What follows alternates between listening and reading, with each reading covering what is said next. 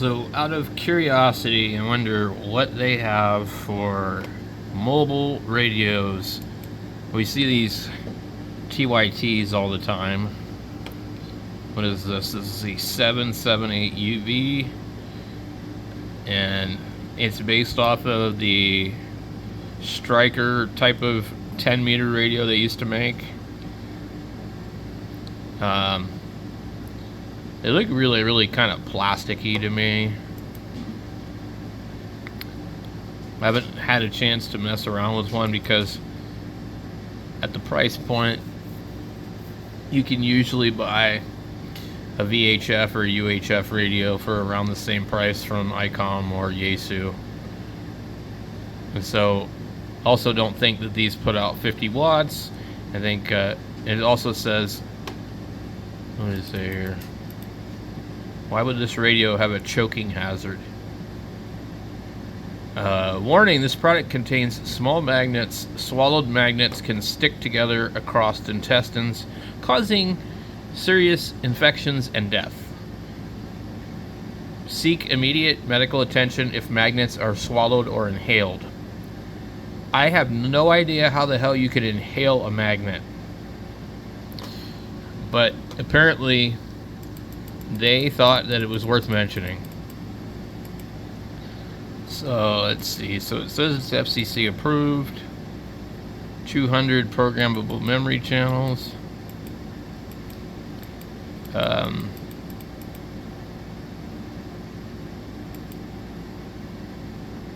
Plus or minus 5 ppm, which is not terribly stable, but on FM it's not really going to be an issue.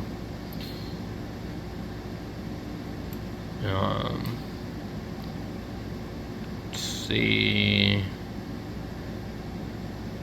Interestingly, the sensitivity is kind of rated strange. 25 watts, 15 watts, and 5 watts. Which, to me, couldn't you just made a 50 watt transmitter?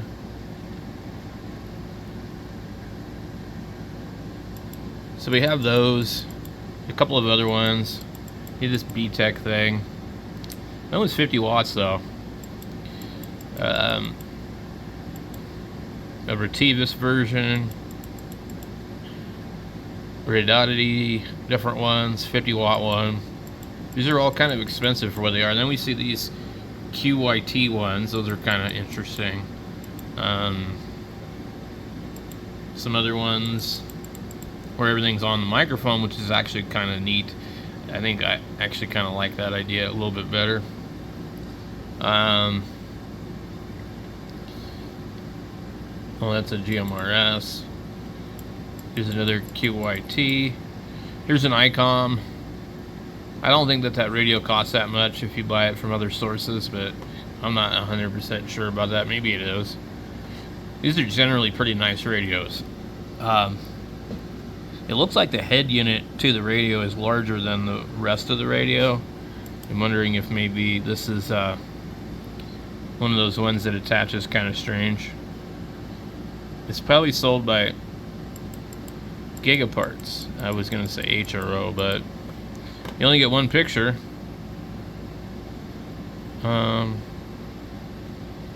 Looks like a really nice radio.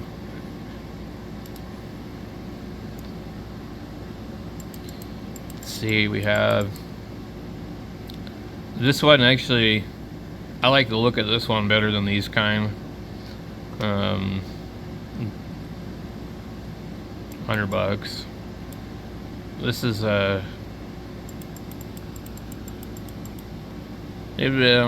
similar versions of this and this. Generally what I find is the B-Tech stuff is overpriced. So, like, I just don't really see anything that I would want to buy for a mobile radio. Here's the Bajoey, and they look interesting, but the display on them looks very, very primitive. I've seen some videos of them. I kind of prefer the TYT type radios. Now, this is a decent radio, I think. It's $145. It's 60 watts. It's 2 meter only. I don't really do 440. but it's nice to have it.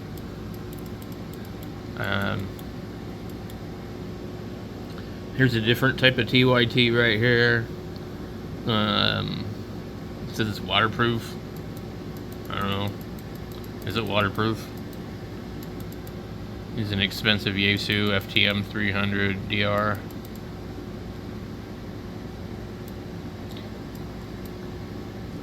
An amplifier. What in the hell is this? I've never seen one of these.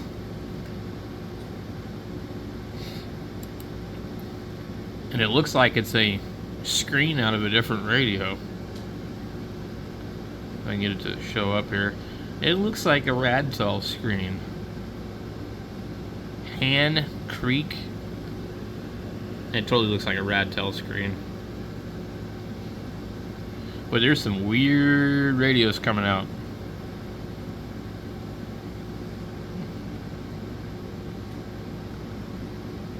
$12 watts.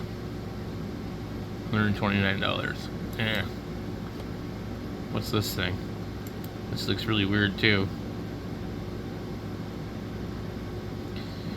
UHF, VHF, in communications, radio, yeah. EF Johnson.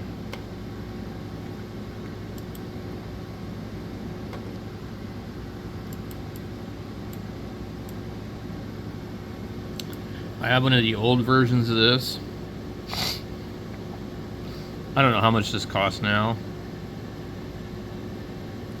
I think it's around $209 from HRO.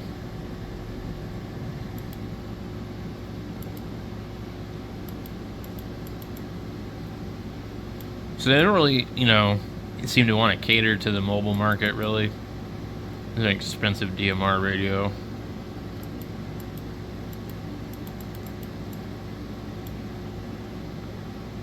Oh, a Wakshan. Ooh. FTM 200 DR.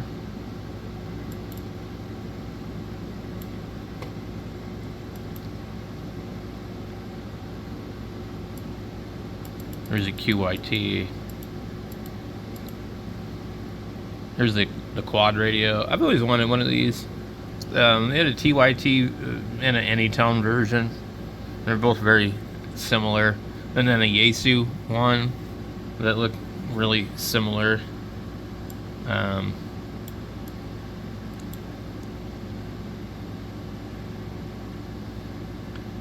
I think if I was going to buy something, I think it would be this one, honestly. I mean, like, it's quad band. I mean, like, it's 50 watts.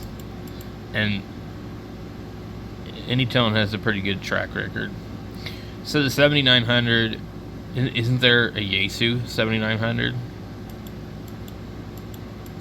And an 8900? And then this one's an 8900 too. It's crazy. I think they all use like similar names to trick you.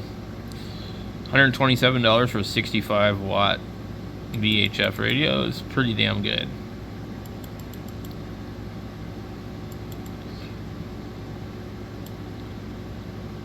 Yaesu 6000R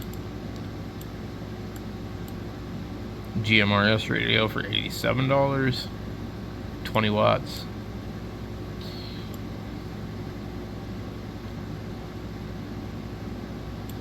Anyway, it doesn't seem to be anything super competitive for like the mobile VHF, UHF market. It really doesn't. They're all kind of, in my opinion, extremely overpriced and not a lot of power. You really want to be 50 watts. I mean, on VHF, 50 watts is good.